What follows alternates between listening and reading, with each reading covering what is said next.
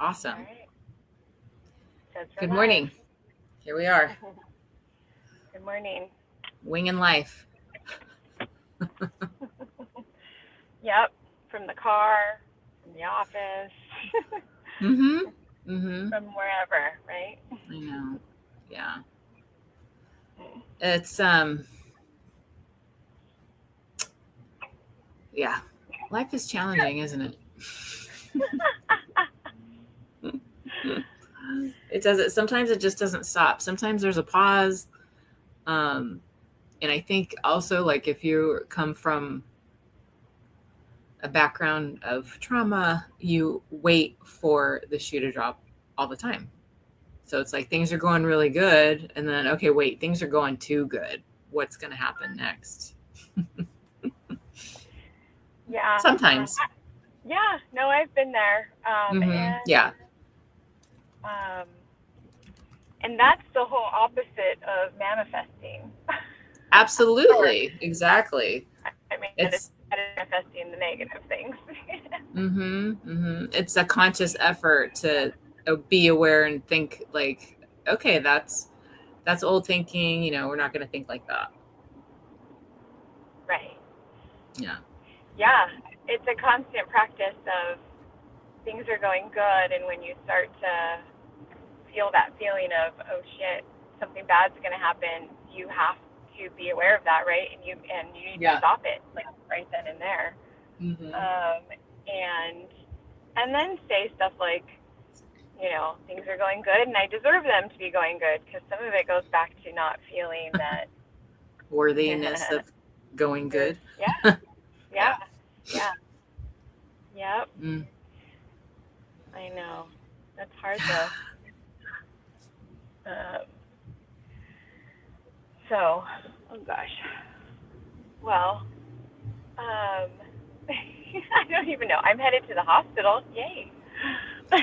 Yeah. So, so I think most of our viewers know that we come from a healthcare background that, I'm an occupational therapist, almost 30 years into the field, almost. Erin's a physician assistant, almost 20 years, I believe. Over 20 And years.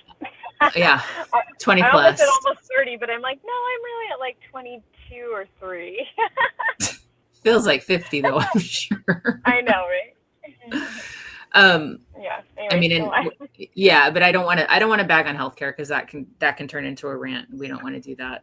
It's just frustrating, I think, when we know things and the common people don't, and then we get stuck, not stuck, but then we're in a role where we have to take control because nobody else can. Nobody else asks the right questions. Nobody else can do the things that we do that we know, and I feel like then it really brings on a lot of pressure and stress.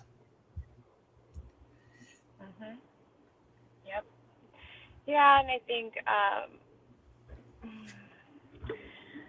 I it's frustrating. I just don't know Hmm. how else to say that sometimes the medicine that is actually practiced and followed when you have a person when you're in the hospital is not the greatest. I don't know how else to say that nicely. Um, They're not the model and patient. no, they're. It's not even that. It's that the medical staff is not doing the things that they need to be doing Mm-hmm. all Yeah, the way around. Orders yeah, aren't getting put in that need to be put in. Um, Follow up isn't happening. You have to have, if you're someone, you need to advocate. Like, even if you don't have any medical background, like if you have someone in the hospital, like someone needs to be there to advocate for that person, because especially in situations where they cannot advocate for themselves, because it's just things again just aren't getting done that need to get done, and things are getting done that shouldn't be happening, and it's a lot. It's a lot. yeah. So um, I wouldn't say like use Google, but there, if you don't Oh know anything God. about medicine, but there are now medical AIs, there is that can help you. Like, I'm just saying that I feel very strongly that every person needs an advocate, and sometimes more than one. You can't, I mean, I'm not alone in, having to be there, but I am, but I, it's like, I don't know how to say. It just takes more than one person. But I am the medical person that is, Hmm. trying to make sure things get done that need to happen. Yeah. And again, I don't think it's coming from a place of like, we're bagging on the healthcare professionals. We know that they're doing the best they can. It's just a cluster. The system is a cluster, Right. Right. When you have multiple providers, Yeah. that, they aren't, maybe they're reading notes, but they're not necessarily communicating. Hmm. That's where things tend to get lost. Yeah. And so anyhow, it's stressful. It is stressful. It is overwhelming. It is all those things. Like, there's no way of saying it any other. Like, I can't sugarcoat any of it. Mm-mm. Mm-mm. It just is what it is right now. And so, yeah, I don't know. Is there any light at the end of the tunnel coming? Oh, we lost you. There you are. Okay. I was going to say we lost you. Okay. Is there light at the end of the tunnel? Not right now. Not right now still. Okay. I think too, I don't know if anyone who is listening, like, I cannot stress enough. Sorry, I cannot stress enough how important it is to have your trust and your living will set up, your advance directive. I don't care how old you are. To have a power of attorney, to have your financial shit in place for when bad things happen, because that is a whole other side of this that you have to deal with, and it's not easy to deal with all of that when you're worried about your loved one and you're trying to advocate for them, and at the same time you got to make all these phone calls, or you don't have, it's just like, it's overwhelming. Yeah. It's a lot. I don't think, and you don't really know, like, people are like, oh yeah, I'll do that one day. Oh yeah, it's fine. And then you get like crisis mode, and then you're like, fuck me, like, this. Well, then you're scrambling, right? And then and things are piling up, and decisions need to be made, and yeah, it's not a good place. No. So go get your living will and trust done, and I know. Everyone has. If you have you have a job. Hopefully, you have health insurance. But man, long-term care plans, like, all that stuff also needs to happen. Like, I need to redo my stuff. Like, I need long-term care now. Like, it's just absolutely ridiculous. And what insurance actually pays for I just can't even imagine, these elderly patients, like, the cost of things out of pocket, and what insurance does not pay for when it is absolutely necessary is like, it's so effed up. It is so effed up. So. Yeah, you have to look at, like, for those long-term care riders and chronic illness riders and those things, those are attached typically to life insurance policies. Again, people don't know that.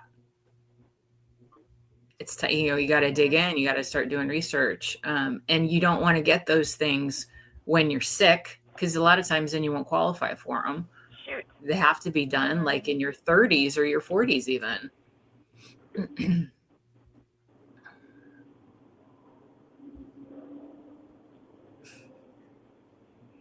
Hold on. Mm-hmm. Can you hear me? Mm-hmm. Okay, I'm trying to get my Wi-Fi. Maybe that'll help. Okay. I went to a school. You probably just can't see me. No, I can't. You're black. I don't know. Okay. Okay. Where? Okay. Well, I was trying to join my hotspot, and now it won't let me. Okay. Can you see me now? Yes. Can you see me? Yeah. Okay. Yes. All right. Okay. Good. Hold on. I'm gonna put this back on the thing. There. Mm. Okay.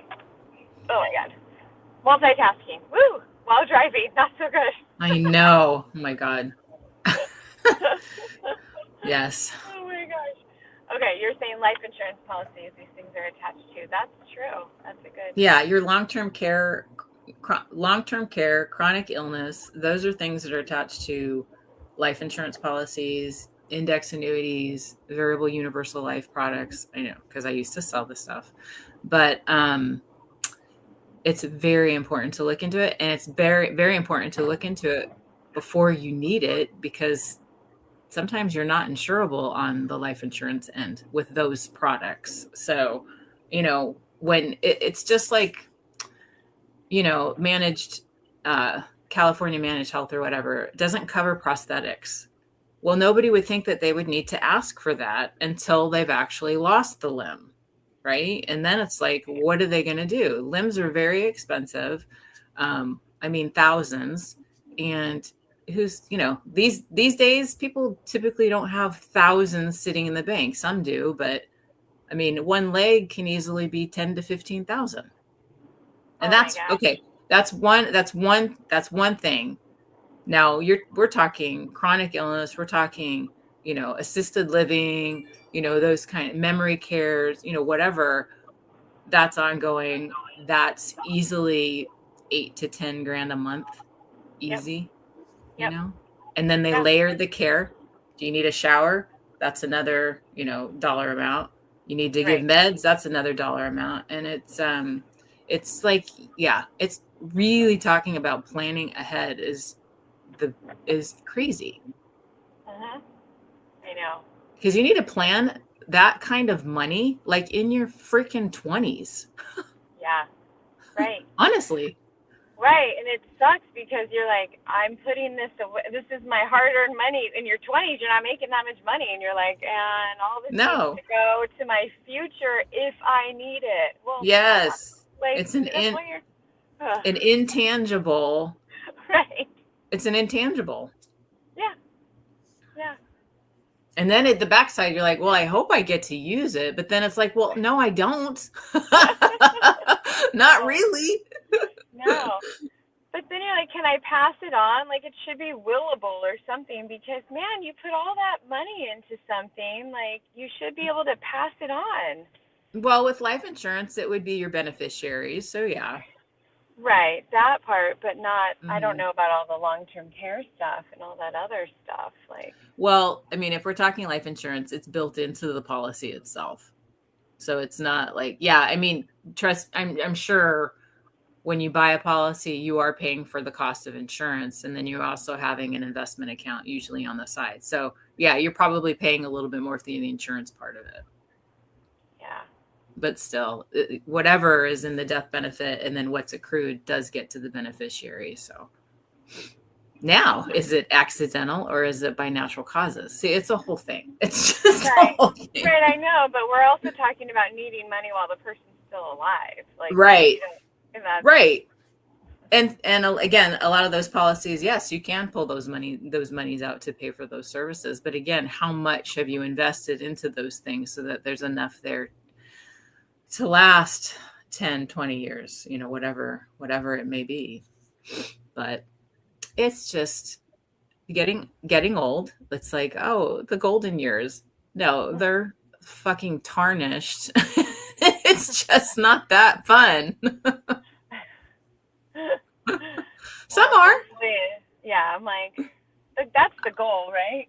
Yeah. I mean, That's I the don't goal. see that fun. I don't see I mean, I don't, once in a while I see happy seniors and I see healthy seniors that just need to get over a hip replacement or something. But most of the time it's chronic and now they need more help and it's not there. Yeah. Yep. Yeah. The reality, the harsh reality.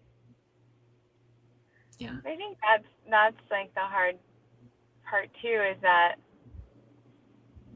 so many people work and work and work and work past retirement and don't really have a good time along the way, and then they retire, and then they finally retire, or they don't even retire, and then they get something like, and then they're done, right? They get a chronic or an acute illness, and then they're done. And it's Yep. like, that's also not that is not in my plan, I'll tell you that much. No. Definitely not. You and I had that conversation. It's like, why do people and I know that's kind of it's a generational thing, right? It was a generational thing. I'm going to work, then I'm going to retire, and then I'm going to travel because jobs don't Now I allow a have lot of time. now Yeah. I have all the time. Now I have Right. all the time, I can go do it. But then you have all the time, but then you have money to consider and the cost of those trips, which pensions and stuff allowed for some of that stuff. But then it's like, but then you get sick or they get sick or people get sick. It's like, why all of a sudden now? Like, why didn't it happen earlier? Or did they put off taking care of themselves until retirement? Because then I'll have more time to go to the doctor and all that stuff. And then by then it's too late. I don't know. Yeah. It's really sad though, because I have seen that a lot. Like, I was just getting ready to leave for my cruise and I had a stroke or, whatever. And I've been waiting my whole life to do this trip and Yeah, it's sad. It's really sad. Mhm. And that's so the point is to enjoy your life while you're along the way, not to wait. Yeah, exactly. Like plan the trip, go on the trip. Like, okay, whatever. It's gonna cost you a lot of money. Like if we want to go to Europe next year, that's gonna be a shit ton of money. But you know what? I'm fucking doing it. Like it's memories and time with my family and things that how many years have my parents been saying they wanted to take us all to go to family trip to Greece because my dad's Greek. Guess what? We never went, and now Yeah. look. Like, Right. and then there's regret. And there's just nothing but regret and sadness. And it's like I don't want to have that. I don't want to have regret. Yeah. Yeah. So I I know. Yeah. I want to do those Europe trips too. Kind of done with the desert.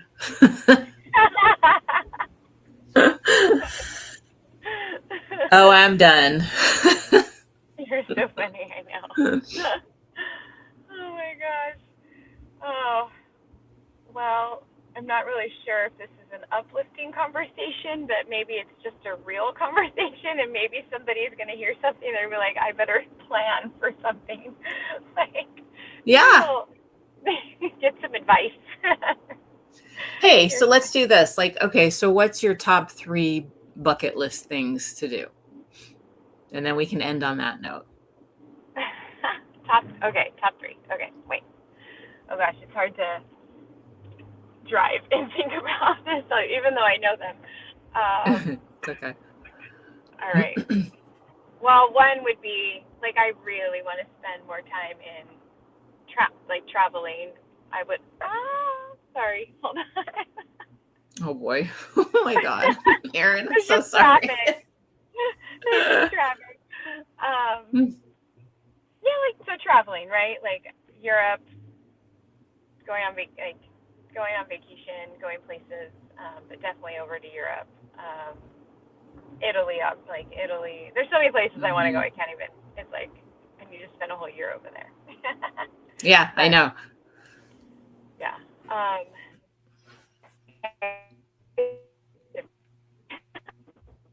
Oh shoot, you're breaking up. I'll come up.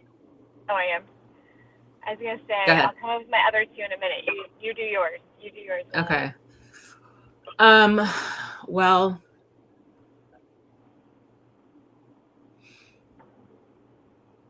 I would love to swim with the orcas. Yeah.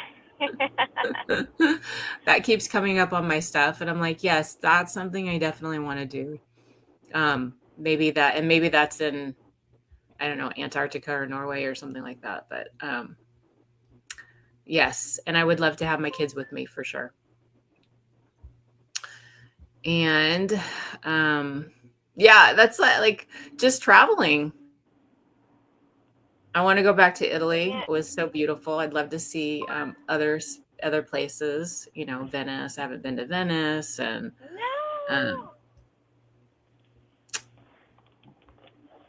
Yeah. Oh my gosh. Oh, we lost Aaron. So we would love to hear what your top 3 places on your bucket list. It's kind of hard to think of because I've already skydived. We've gone snowboarding all over. I had wanted to do the Alps at one time to board, but I think that ship has sailed with my knee and everything. And but I would love to see my kids do that. I think that'd be a great, great time. So, yeah. Oh, here she comes.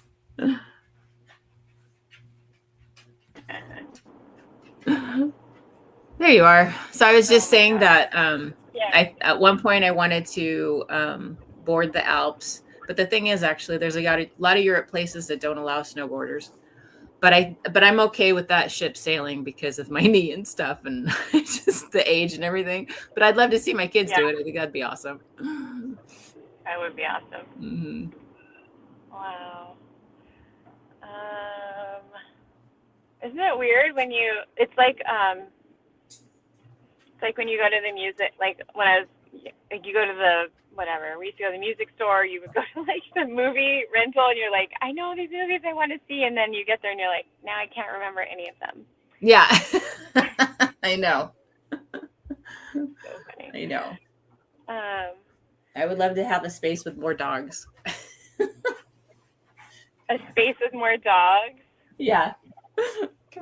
Like I don't know. I don't think a rescue, but maybe like, I don't know. How cute. A ranch or something. I don't know. I love dogs. I always think about having like a ranch. Like I would but then I'm like, that's a lot to take care of. I don't know if I'm cut out for that. I know. Like those little Highland cows are so freaking cute, but yeah, you need, there's vet bills, there's, space for them, there's food, and research. You got to research how to take care of them. Yeah. Which is fine. That probably would be okay for us, but yeah. I know. I saw something where it was like, my wife wants a ranch. And then it was like all cute little animals and everything. He's like, but the tractor costs more than my 2 trucks and the time to take care of the land itself. Right? Oh my God. Yeah. So I was like, yeah, the reality of, I want to have a ranch someday. It's like, well, let's just really break that down. Right. You know. Oh my God. Well, I think most of my bucket list stuff is has to do with travel. Yeah, same. Places I'd love to go, things I'd love to see. There's just such a big world out there. Like I want to be able to experience all of it. Mm-hmm. Even in the States, there's a ton of stuff in the States. Yeah. Too. I think it would be super fun to hit every single state, like what it's known for, Yeah, just travel to spend time in every state and explore.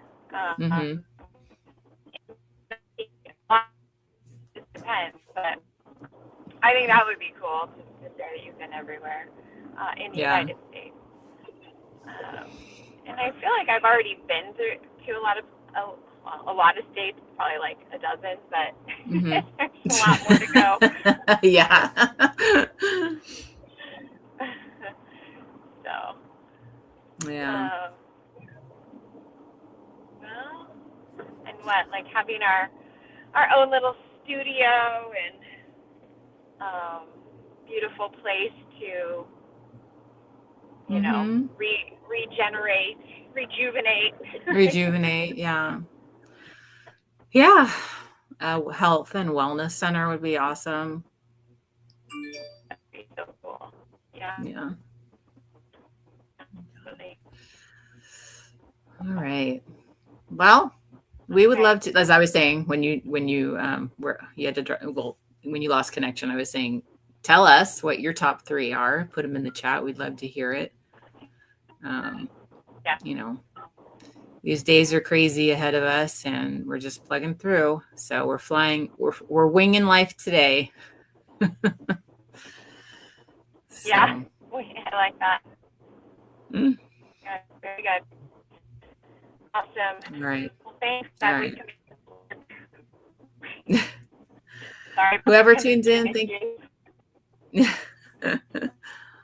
So thank you for tuning in. Remember, hit subscribe and like. We would love that. We'd like to get up to 100. I think we're getting close. Oh, she dropped off again.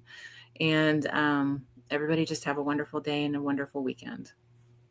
Take care.